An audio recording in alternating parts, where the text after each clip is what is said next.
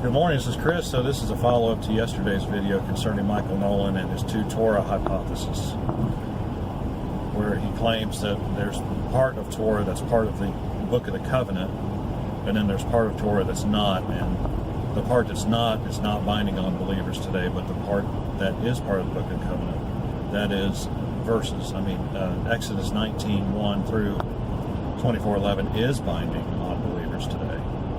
Although I think, I've listened to some of his Q&A, and it's like he's not really dismissing anything out of hand. But I think if you had to pin him down to a position, that's what he's going to go for. And so he's able to arrive at that conclusion because of the way he defines the word covenant. And he defines the word covenant in a way that's not consistent with the way the Bible uses the word covenant. And so I've got a problem with that. Strong's word numbering is an important Bible study tool. It is an essential. If you want to understand Scripture, you have to do that. You have to do word study, and you have to do word study if you want to get the most out of it, using the original language that the Scripture was written in. So in the case of the Old Testament, that would be Hebrew, and in the case of the New Testament, that would be Greek. And so that's what you do. You go look for the particular word, you look at that number, and then you do a word search on that number. And so, the word covenant, whatever the number is, it's H with four numbers after it, or maybe it's 3, I don't know, occurs in the Old Testament quite often. And so the proper way to go about trying to understand what the word means is to look at it in the context of which it's been used, right? But the proper way to look at it is to use the most expansive definition that you can find, and find a commonality. Because if the Old Testament writers had not meant to signify a promise or an agreement or relationship that God has made with man, then that is not the right definition, because that is the most basic definition. A covenant is simply something that God and man have agreed to. It defines a relationship that God and man are in, and so it doesn't require that man accept it. It doesn't require a blood sacrifice. It doesn't require a meal after it, which is all the things that Matthew Nolan has added to the definition of the covenant to make his theory work. And that's really all it is. It's really just some pretty spectacular eisegesis. It's like, whoa, I'm going to redefine this term, and then this term is going to prove my point of view. And that's like, no, we don't do it that way. We define the term properly first, because he's just, he's Torah observant. He's Torah first, and so he has found a way to shoehorn his theology into a more pleasing package that might be accepted by people who believe in Jesus and believe that the New Testament is true. I think I covered a little bit in the last video, so I'm not going to go back over that ground again.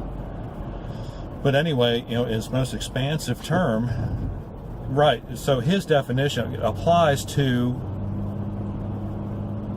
some covenants. It certainly applies in Exodus, where that pattern is made, but that doesn't mean that's the only kind of covenant there is, and it doesn't mean that is the definitive definition of covenant. God can and will dictate covenants if he so desires. He dictated the covenant with Abraham. He said, well, this is the way it's going to be. Then Abraham kind of made the sacrifice, right?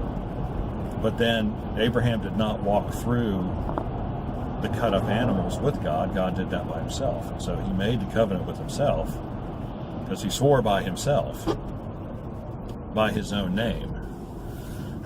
So Abraham doesn't have to do anything, neither do Abraham's progeny have to do anything. But it's still a covenant. It's still a statement that defines a relationship between God and man that God will not break, and that man cannot break because he has no chance to break it. Now, the old covenant's different because man was given an opportunity to accept it or reject it. But, the whole problem with his outlook is, if we're going to be slavish to detail, God can, just as he did with Abraham, say, well, now you need to do these other things too. It doesn't matter if man accepts it or not. That's just the way it is. And certainly the Hebrews, the Israelites, understood it that way, because otherwise, if they had not understood it that way, then they wouldn't have engaged in the temple practices, first in the tabernacle and then in the temple, for 1,500 years. Right? If they had, I mean, they were there, right?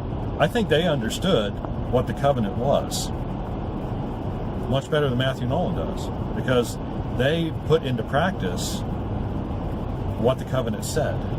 It's still a covenant. The word covenant is sprinkled, sprinkled, whatever, throughout Exodus, Leviticus, Numbers, Deuteronomy. It's always referred to as a covenant, or his commandments, but same thing, right? No, it's not the same thing, but the commandments undergird the covenant. And so if God has made new commandments, he expects you to follow them.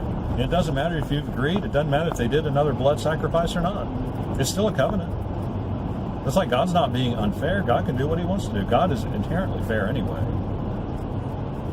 And the Israelites understood it as such. And so just because, the exact affirmation that Matthew Nolan is, I don't say Michael, I don't even know who Michael Nolan is, who Matthew Nolan says, that slavish detail, it's got to be that four things or it's not a covenant. Well, no, that's not true. That's kind of rubbish.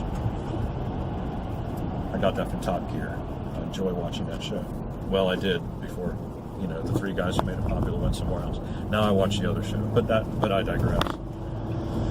So yeah, so that's my point this morning, is that you have to be flexible. Well, you don't have to be flexible. You have to come up with an overarching definition of a Hebrew word. You don't just zero in on one definition and then discard all the other biblical definitions of that same word just because it doesn't suit you. And so he is no exegetical scholar on this point. So just thought I'd bring that out because it's important, because word study is the foundation of learning. If you want to study the Bible, then that's what you need to do. If you want to know what a word means, just like learning English, what does a word mean? Well, every word we use has a small range of meanings. But once you get out of that range of meanings, then it becomes another word. It doesn't, right. Blue is blue. You got light blue, you got medium blue, you got dark blue. But once it veers into purple, it's not blue anymore. It's not really, really dark blue with a red tint. It's called purple, right? That's kind of what I'm driving at. I hope I'm making sense. Anyway, if you have any questions or comments, intelligent questions or comments, leave them in the section below. Like and subscribe. I appreciate when you do. I'm feeling like energized to do more of these videos. I haven't in a long time, and now I do. And it's like, it's like all it takes is a little prodding from someone you know is wrong, and make you dig back into it. That's what I enjoy. Alrighty, God bless you. We'll see you on the next video.